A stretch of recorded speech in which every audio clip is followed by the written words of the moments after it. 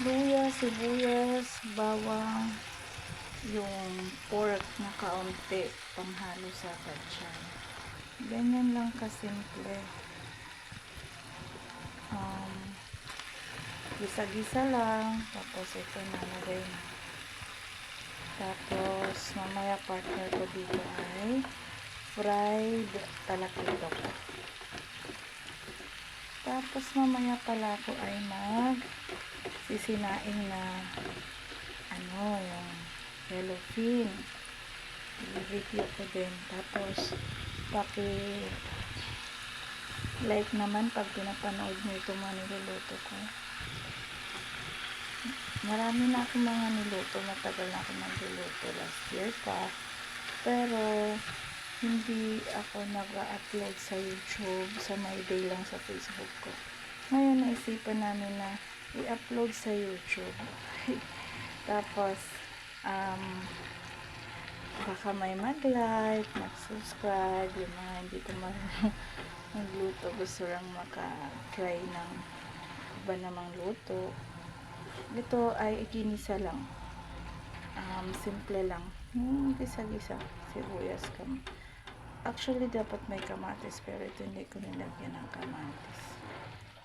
Kasi luya nilagay ko para maglasang parang lomo. Yung sa Bisaya na luto yung lomo.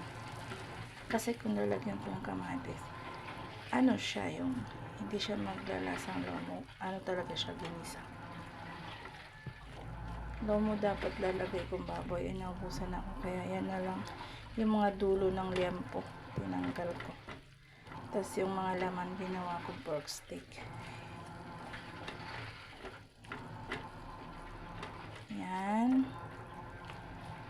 Maya sasabawan ko siya konti. Nilagyan ko siya ng pork cube. Isa lang. Tapos toyo. Konting paminta. Yun lang. Tapos sasabawan maya. Ayan, luto na. Tinikman ko, sarap-sarap. Naglalagay nga pala ako ng konting-konti lang na magic sarap. Para may magic.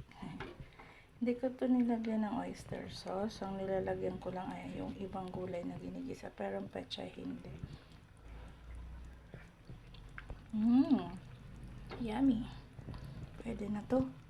Tapos yung susunod, ito mag-fried muna ako ng yellowfin pala. Tapos mamaya ang iba gagawin kong sinaing.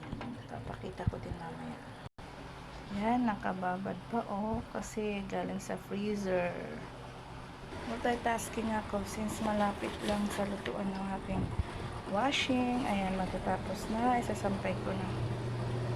Diba? Ganun na tayo mga mommies. Multitask. Hanggat kaya. Okay, turn off ko na to. Okay na. Simpleng gulay. Kahapon niluto ko ay puset. Kaso hindi ko nakunan lahat yung pagkikisa, ganyan. Nagka-problema ako sa pagre-record. Yan. Paki-like naman, tsaka subscribe pag nagustuhan nyo.